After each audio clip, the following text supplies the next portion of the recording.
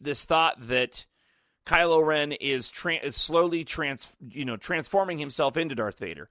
In an interview recently done with Adam Driver, the interviewee asked Adam if he could give away any details as it relates to Kylo Ren without giving away any spoilers. And he basically said that you're going to see more humanity of Kylo Ren. They're going to get more detailed into what sort of makes him tick and what is driving him as Kylo Ren.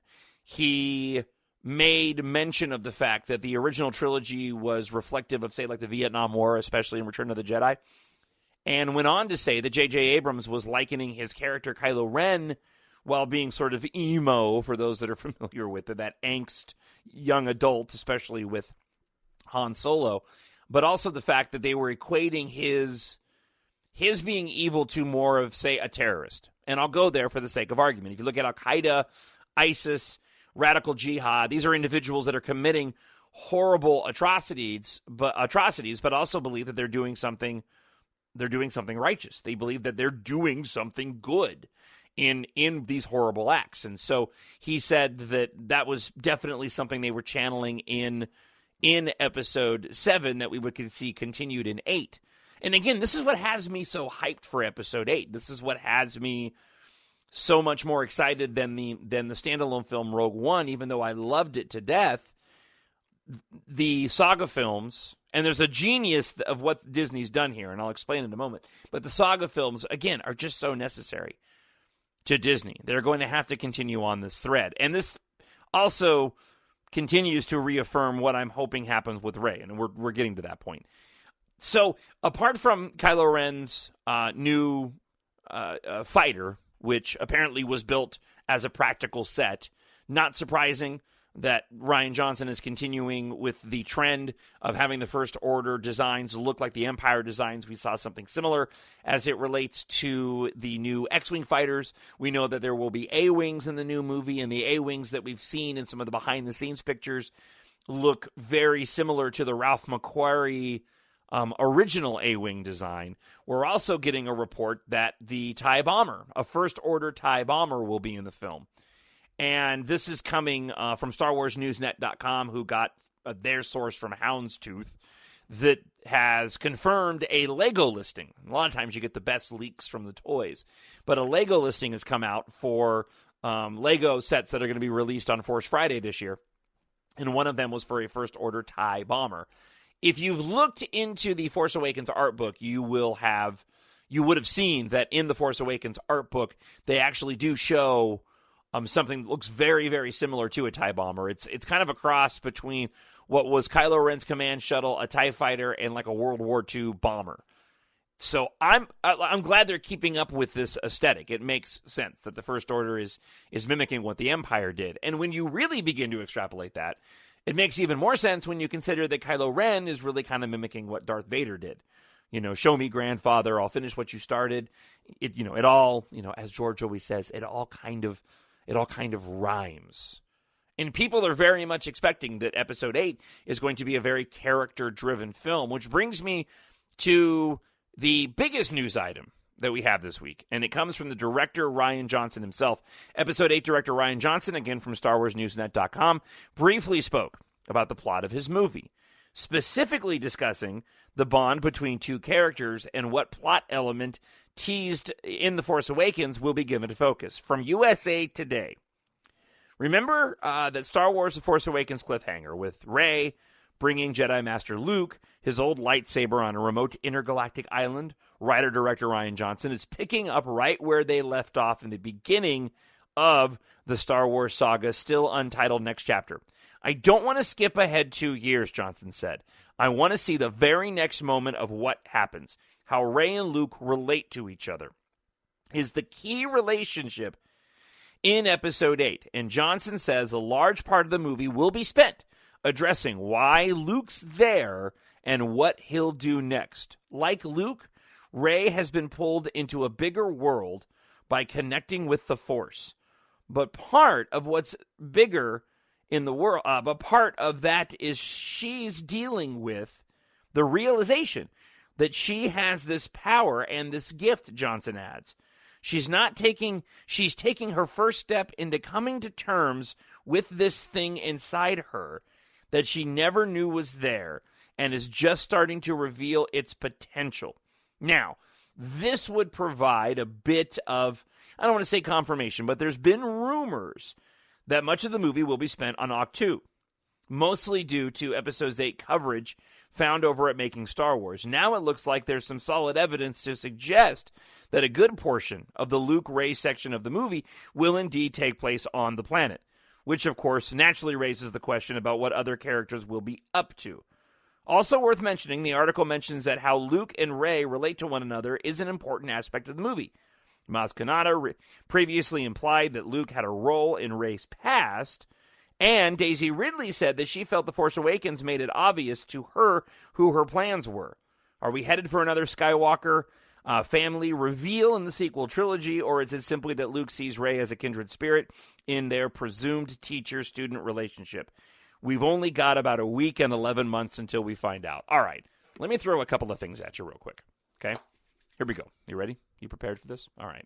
So, Rey being Luke's daughter. The only reason why this gets dismissed so often is because people have a difficult time wrapping their head around why Luke would have left Rey on Jakku. Well, that really is just because we don't know the details, right? Two pieces of evidence, okay? And I keep going back and forth. I know that I do, but I really want her to be Rey's.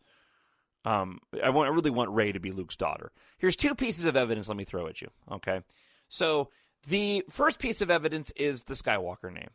If Disney is planning on continuing the saga films, it would stand to reason that there's going to have to be a Skywalker in it. Sure, and I've mentioned this before, they can do it without a Skywalker, right? However, it makes sense that this is the Skywalker saga. Lucas did write treatments for these films, and we're pretty certain that George Lucas and his treatments were very much leaning towards siblings, and very much leaning towards those siblings being that of Luke Skywalker. Okay, so if Rey isn't Luke's daughter, that really makes sort of the end of the Skywalker line pretty frustrating. I mean, Luke is still there, but he obviously isn't going to be there forever. So that would essentially end up leaving, to a certain extent, the end of the Skywalker line to Kylo Ren. And I may have argued this before, but I guess I have a hard time with the Skywalker family just being a bunch of bad mistakes and choices. Anakin, Luke, you have the end of Return of the Jedi, but that's not the whole story anymore. Now you have his attempt to bring about a new Jedi order and him failing in doing so. Here's the bigger question mark, and it actually happens in The Force Awakens itself. And I didn't even realize it until the last time that I watched the movie. And that is in Maz Kanata's castle. And I threw this up on Reddit and had some people respond and did not get a very good answer. And I hadn't heard anybody mention it yet. But that moment in Maz Kanata's castle, when Maz asks Han Solo, who's the girl? And it cuts away. The assumption there is what?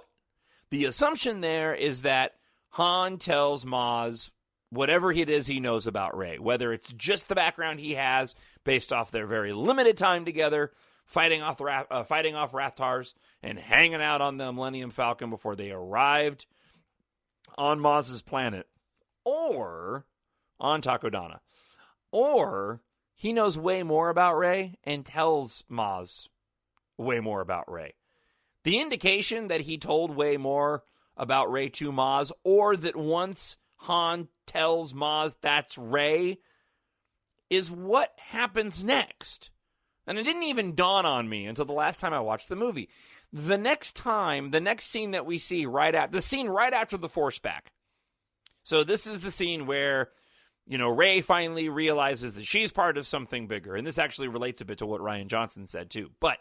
So this is the moment where Rey realizes that she's part of something much bigger and that she doesn't want to be a part of it. Before that happens, Maz Kanata comes walking down. Rey's all freaked out because of the force back. She's like, what was that? What just happened? And Maz tells her what? The people you're waiting for, they're never coming back. She says, I have to go back to Jakku. And Maz says, I know. Han told me. And the people you are waiting for, they're never coming back, but there is someone who can, Luke. The lightsaber called to you. Take it. So, question. Either Maz Kanata knows way more about Rey than what she let on, or she's a really horrible whatever she is. She's a really horrible alien. Because if Han just said, oh, Rey's just this girl that I met on Jakku, and she's now on this her own little quest to take BB-8 and the map back to the First Order, right? So if she doesn't know anything more than that, then Maz's suggestion to Rey to not go back to Jakku is pretty awful. If she knows for certain, if she doesn't know for certain that Rey's parents are coming back or whoever she's waiting for isn't coming back, what a horrible thing to tell this girl she just met. Don't go back and wait for your people. Go on this search for this dude you've never met before. So it seems pretty obvious that either one, she's channeling the Force, which was not established. She says, I can see into your eyes. Or she knows way more than she lets on. And she knows that she has to go be with Luke. And again, to me, that's just another piece of the puzzle that if for the bare minimum, Han or Maz know way more about Luke than they went and let on. And that potentially Maz knows how important it is that Leia gets back to Luke. When you look at all this rhyming, when you go back and you look at A New Hope, in The Force Awakens, you have this rising First Order. Maz talks about it. I've been in I've seen this for generations. It was the Empire, the evil. It was the Empire. Now it's the First Order.